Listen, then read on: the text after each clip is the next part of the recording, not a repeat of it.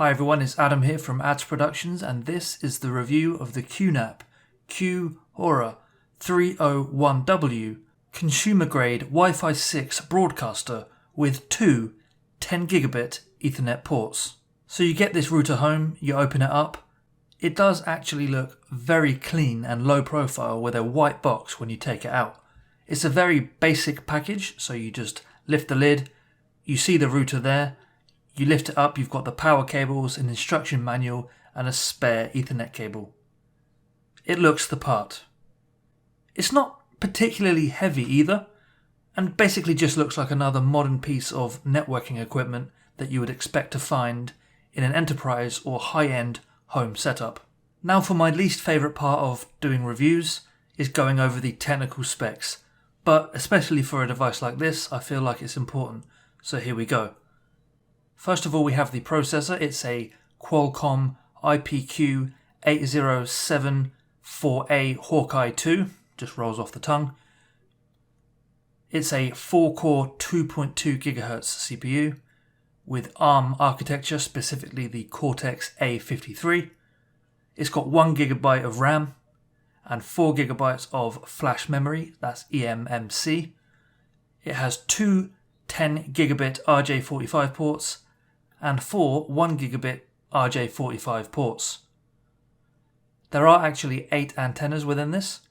Specifically, they have 8 5D BI internal antennas. The total power consumption is 418 watts. Included on the outside, there's also two USB 3.2 Gen 1 Type A's. And in terms of interface, we've got buttons like reset, WPS, you also have a power switch. The dimensions include, this is height by width by depth, that's 160 by 528 by 403 millimeters, or in inches, 62.99 by 207.87 by 158.66. The net weight is 4.41 kilograms, or 9.72 pounds. It's important to note that this does not have an internal fan. It's fanless, which means obviously it's going to be very, very quiet. Just make sure you have that ventilation available wherever you're going to put this. Mount support, 75 by 75 millimeter VESA mounts or VESA mounts, depending on how you say it, and that's 2.95 inches by 2.95 inches. On the front of the device, from left to right, you have a power LED, the 10 gigabit Ethernet activity LEDs, the wireless LED, the gigabit Ethernet activity LEDs, and the router or router status lights.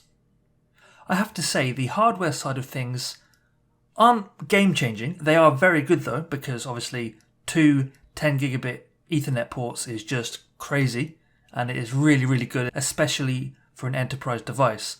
But they're not going to completely blow you away, and we should expect this more and more from network device manufacturers. The software side of things, however, more than makes up for that, and I'll get onto that in a moment. Now, usually you don't really hear about QNAP and routers or routers.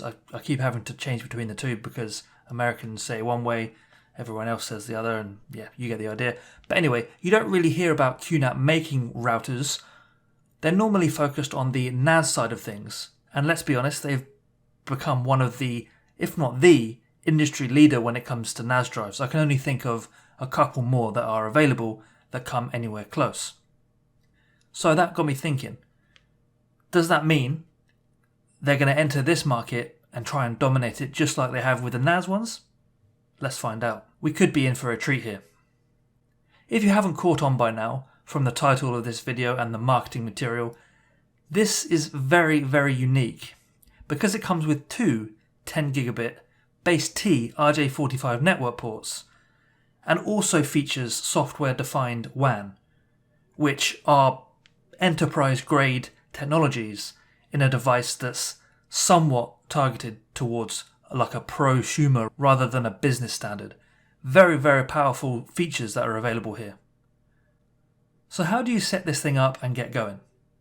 Well, in this example I'm going to show you, we're going to add this router into an existing network. So basically the main use is going to be replacing the dodgy ISP router that you get with one that's way more capable. First of all, you're going to want to connect up the cable from the internet going directly into port 1. And then make sure to get an Ethernet cable and connect from your PC into port 4. Then simply power up this router. It will take a few minutes to fully start up. Personally, I used Advanced IP Scanner to check my network to see what IP address this new device had been given, or what was discoverable. When I found it, I just browsed to that IP address and I was away. You can, however, use the QNAP Finder software, which I have used in the past. I just chose not to this time. Same thing applies, it just tries to find out the IP address of what you're trying to connect to. In this case, the router. When you're there, you will then see the setup wizard. Again, in this example, I'm going to be using the PPoE settings. These are credentials from your ISP that allow you to use the connection. If you want to do a first-time setup, you may also want to use DHCP. It just depends on your network configuration. Now go ahead and choose the region that you're in and make sure you have live update, or if you don't have a valid connection, just manually add the firmware yourself, because you can download it on another PC and install it without internet here. It's the little things. Hit next, next again, all of that stuff, and then eventually you'll need to either register for a QNAP ID and then sign in, or you can use the local admin account that's configured already. For those of you that aren't aware, the QNAP ID allows you to configure the device over the internet and set that access up rather than the local one, but I'll leave that up to you as to which one you pick.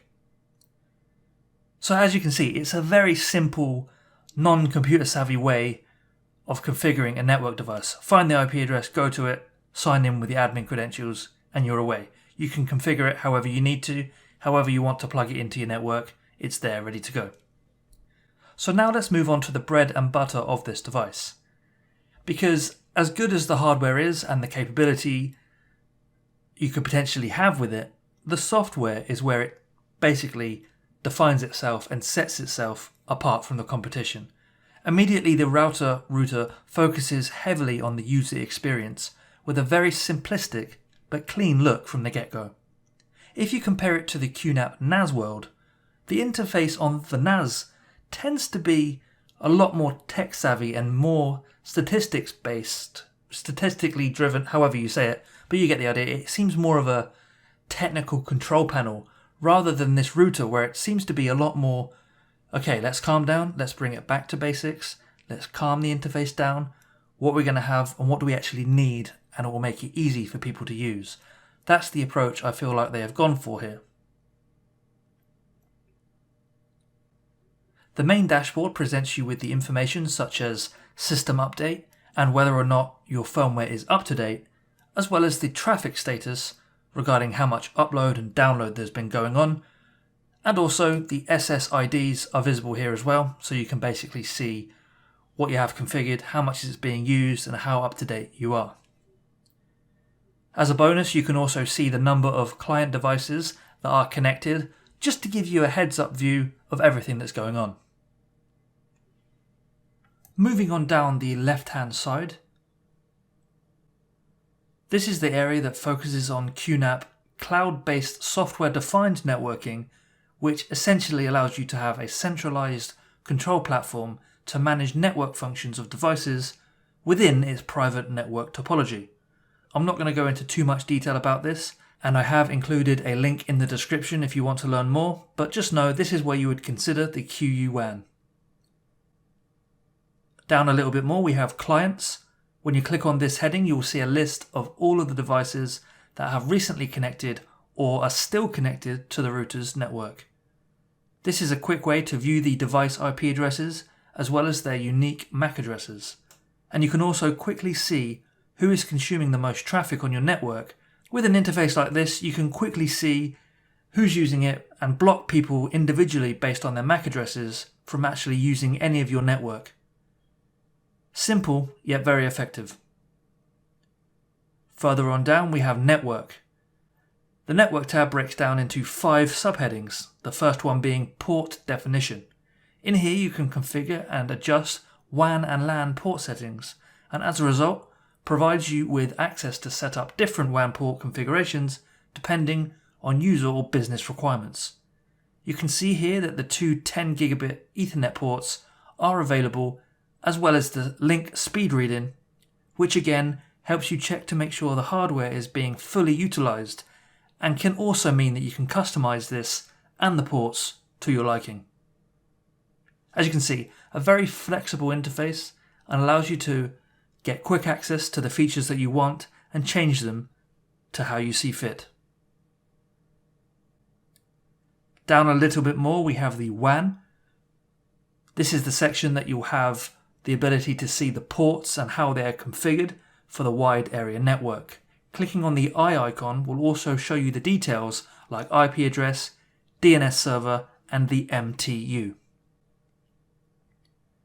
The LAN section is where you can see local devices that have been connected, as well as checking out the current traffic utilization. VLANs. Now, for those of you that don't know, VLANs stand for Virtual Local Area Network, and is a logical subnetwork that groups a collection of devices from different physical LANs, which basically means that large businesses and computer networks can be set up in LANs, which basically means that large business computer networks can then be split up into different VLANs to basically repartition a whole network for improved traffic management. And this is the area that you would configure these. This QNAP window will help you allocate specific ports that will be used to create that trunk within the network.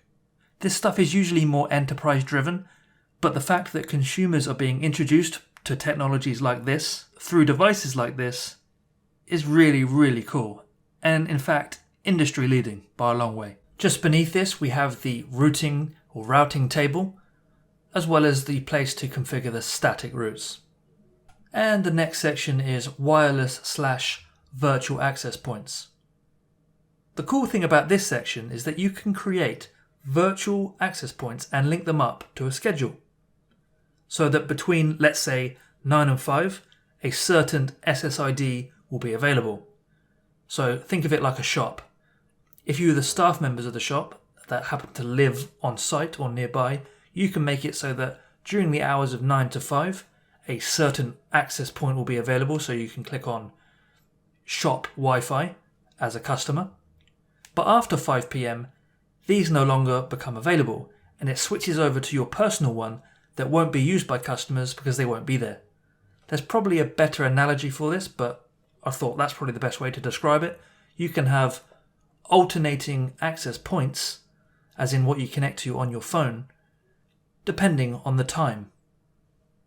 It's little features like this that do stand it out and give it that slightly more enterprise and professional feel. And likewise, you can have this in your home environment as well. So let's say during the week, specific Wi-Fi access points will be available with certain names on it. However, on the weekend, when you know that people are coming over that may want to use it, it will then change from what it's been during the week to something else with a different control panel and different set of instructions, however you want to configure it. The customization is key, and it doesn't fall short in that department. Also included is an area to configure the NAT or the firewall rules, anything like that. Fairly standard among routers nowadays, but hey, you've got a place. You can either enable this or disable it, and you can add your rules accordingly. It's also worth mentioning that in this area you can configure the application layer gateway, which essentially allows you to manage certain protocols that applications use. For example, FTP ALG, PPTP ALG, or SIP ALG.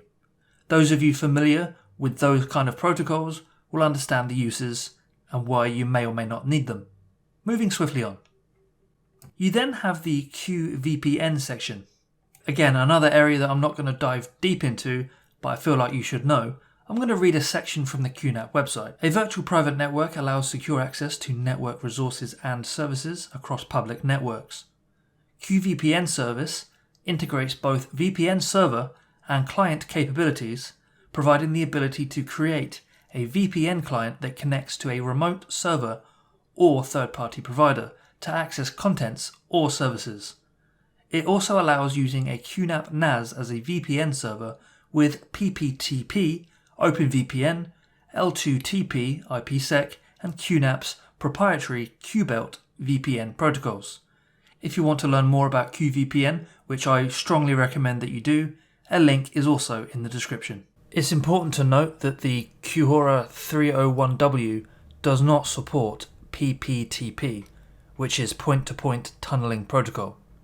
This is basically an obsolete method for implementing virtual private networks, and it just had a whole host of security issues, so it's not used with this router.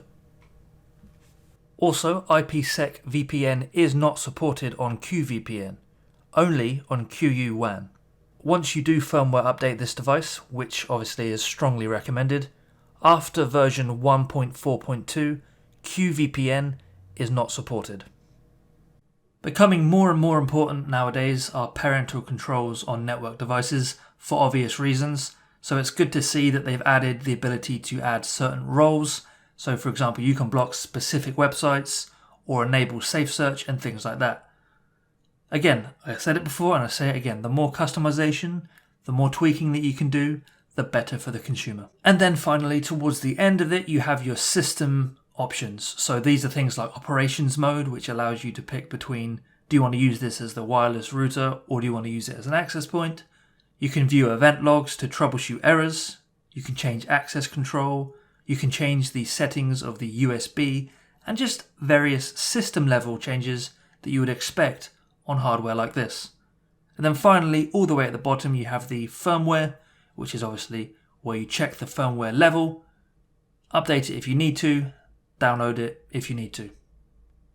And that's a brief overview of the software included on this router. As you can see, it is a very, very nicely laid out operating system called the QU router. I do have to say one slight criticism would be that although the settings to customize things tend to be extensive under each heading, each setting feels very, what's the word I'm looking for? Very lightweight. Because when you basically go down into each of the settings, yes, it does give you what you're looking for and it allows you to customize it, which is fantastic. Very simple and easy to use. But it doesn't feel like it's very feature rich when you go past the second or third click. So what am I trying to say? Think of it like a swimming pool with these menus. You're more towards the shallow end of the pool than the deep end of the pool under each of these menu headings. Just a criticism, it won't really affect the day-to-day usage of this. Just don't expect to get lost in the menus and all of the options. It's very shallow when it comes to that. Some people will like that, some people won't. It all depends on your preference.